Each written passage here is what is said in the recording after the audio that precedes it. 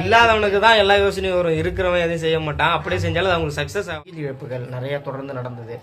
அதனால நாங்க இவங்க பாட்டி இருக்காங்களே நம்மளால தான் செய்ய முடியல, சேரும் கூட ஓட்டிட்டு இருக்கலாம்ல அப்படின்னு முடிவு பண்றேன். சிரிச்சா குத்தாங்கிறாங்க, அவன் புருஷன் சிரிச்சு சந்தோஷமா இருக்கணும் அப்படின்னு நினைப்பேன். ஹாய்ங்க, குட் மார்னிங். ஏய் ஐயோ காசு இருக்கோ இல்லையோ மீஷோவில் பாட்டி அவன் உயிரை வாங்குறாங்க. சும்மா இன்னைக்கு வந்து எங்க ஊர் திருவிழால கோவில்ல வந்து இன்னைக்கு வந்து முறத்தாலாம் அடிப்பாங்க. அதான் போன வருஷம் நாங்கள் வீடியோ போட்டோம், ஞாபகம் இருக்கா உங்களுக்கு? இல்லை அப்போ ரொம்ப மோசமாக இருந்தோம். இப்போ கொஞ்சம் இம்ப்ரூவ்மெண்ட் இருக்கு, அது வருது. நாங்கள் ஒன்றும் பெருசாக எதுவும் படைக்கலாம் இல்லைங்க, அப்படியே குளிச்சு கிழிச்சு ஃப்ரெஷ் ஆகிட்டு போய் வேடிக்கை பார்ப்போம். மாமா வெளியே நின்று சாமி வருது வெயிட் பண்ணிட்டு இருக்கான், நின்றுட்டு இருக்கிறான், வரமாட்டேங்கிறான். அதான் பின்னாடி எல்லாம் அன்னதானத்துக்கு ரெடி பண்ணுறாங்க. எப்பயுமே நம்ம ஏரியாவில் 2 பேர் அன்னதானம் போடுவாங்க, அதான் அப்படியே வந்து நின்றுட்டு இருக்கேன். இல்லை இன்னும் ஒன்றுமே வரலங்க, தெரு விரிச்சு வட்டி தான் கிடக்குது. அப்போ நிறையா இதுக்கு மேலே தான் வந்து சிவனே எல்லாம் வேஷம் போட்டு எல்லாம் போவாங்க. அதுக்கப்புறம் 2 வீட்டில் நிறுத்தி 100 தேங்காய் உடைப்பாங்க. கொஞ்சம் நல்லா இருக்கும். ஆனால் அந்த க்ரௌடில் புது வீடியோ தான் எடுக்க முடியாது. ஏன்னா இன்றைக்கி போயிட்டு இந்த சாப்பாடு எல்லாம் கொடுக்கறதுக்கு கொஞ்சம் போகலான் இருக்கேன். இந்த வருஷமும் போனதில்லை, இந்த வருஷம் தான் போகிறேன். சிரிச்சா குத்தாங்கிறாங்க, அவன் புருஷன் சிரிச்சு சந்தோஷமா இருக்கணும் அப்படின்னு நினைப்பான். ரோட்ல போய் சிரிச்சு நிற்கிறான், எங்களை பார்த்தா ஏன் சிரிக்க மாட்டேன் அப்படிங்கிறான். அவனும் பசங்க காமெடி பண்றானும் சிரிச்சேன். நீ இப்படி வச்சிருந்தா எப்படி சிரிக்கிறது? இல்லங்க, சிவா ஏதாவது பண்ணா சும்மா எந்த நேரம் பார்த்தாலும் டெரராவே அப்படியே எனக்கு எரிச்சலா ஆகுது.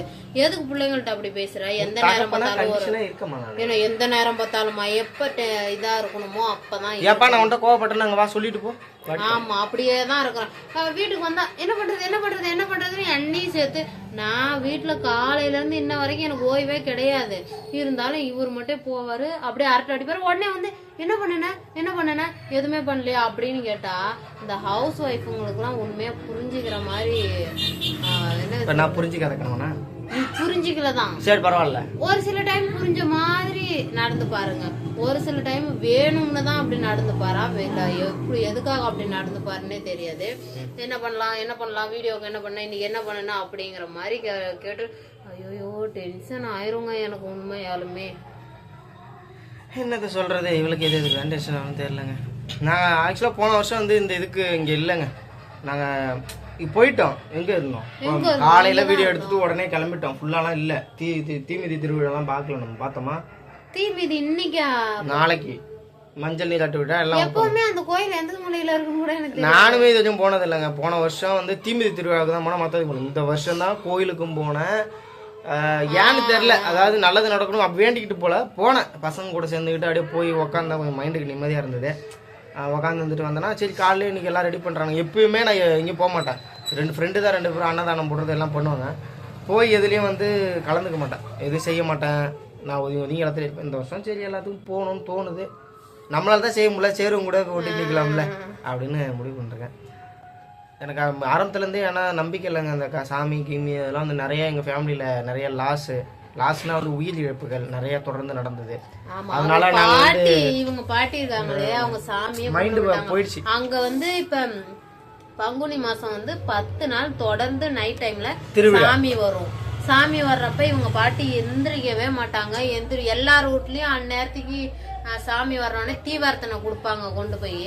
ஆனா அவங்க பாட்டி கொடுக்கவே மாட்டாங்க. கேட்டா அவங்க சொல்லுவாங்க என் பையனும் போய். அதுக்கு என்ன காரணம்னா கடவுளை அவங்களும் நல்லா வேண்டுவாங்க. அவங்களால முடிஞ்ச மாலை எல்லாம் எடுத்து வச்சு ரெகுலராக படைச்சிட்டு இருந்தாங்க. அவங்களுக்கு அந்த கடவுள் மேலே ஒரு கோபம் என்னன்னா, தொடர்ந்து அவங்க பெரிய பொண்ணு இருந்தாங்க, அப்புறம் அவங்க பையன், அடுத்து ஹஸ்பண்ட் எல்லாருமே போயிட்டு போங்க அனாதை ஆயிட்டாங்க. இப்போதைக்கு நான் தான் அவங்களுக்காக இருக்கேன்னா, அவங்க கடவுள் மேலே கோபம் வச்சுக்கிட்டாங்க. ஏன்னா நீ ஒன்னால தானே நான் உங்ககிட்ட எவ்வளோ வேண்டிக்கிட்டேனே, எனக்கு எதுவுமே செய்யலையே காப்பாற்றுன்னு சொல்லி இதுவரை சாமியை கும்பிட மாட்டாங்க, வெளியிலயும் வர மாட்டாங்க.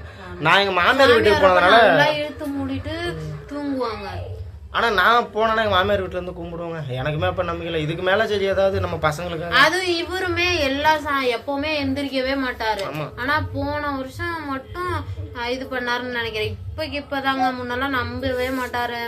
லைஃப் எப்படி இருக்கு அப்படி இப்படி இருக்குன்னு எந்திரிச்சு வரவே மாட்டாரு. நான்லாம் எவ்வளவு தூக்கமா இருந்தாலும் போய் அந்நேரத்துக்கு 1 மணிக்கும் வரும், 2 மணிக்கும் வரும், 3 மணிக்கும் வரும் சாமி.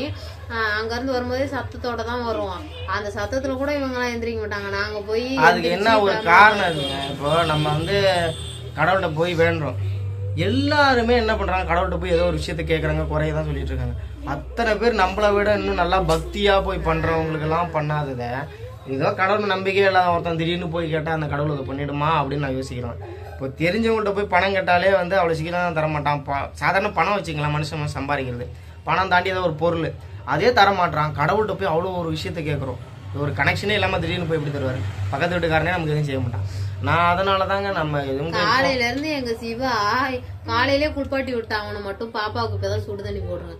1000 டைம் நடந்துட்டாங்க.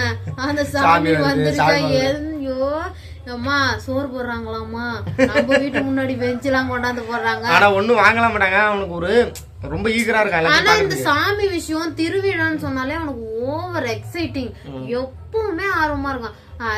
சிவன்யாட்ட சொல்றான், சிவன்யா தக்காளி சோறு போடுறாங்க, பிரியாணி போடுறாங்க, தயிர் சாதம் போடுறாங்க, பெஞ்ச் எல்லாம் தூக்கிட்டு வந்து போடுறாங்க, அப்பாவோட ஃப்ரெண்டு தான் போடுறாங்க அப்படின்லாம் வந்து சொல்லிட்டு இருக்காங்க.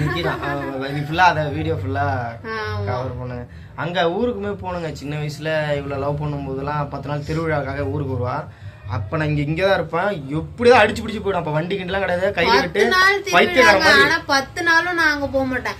எங்க சாமி வந்து 9வது நாள் வரும், இவங்க சாமி வந்து 3ஆம் நாள் வரும்.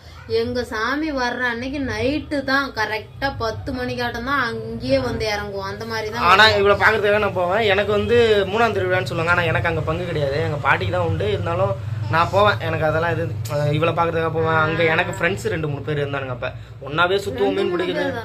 இல்ல நிறைய பேர் இருந்தானுங்க. ஏன் செட்டுல என் வயசுல சொல்றேன், நிறைய பேர் 3 பேர் இருந்தோம். சுத்துறது, மீன் பிடிக்கிறது, அது ரொம்ப ஒரு அந்த லைஃப் என்னால மறக்கவே முடியாதுங்க.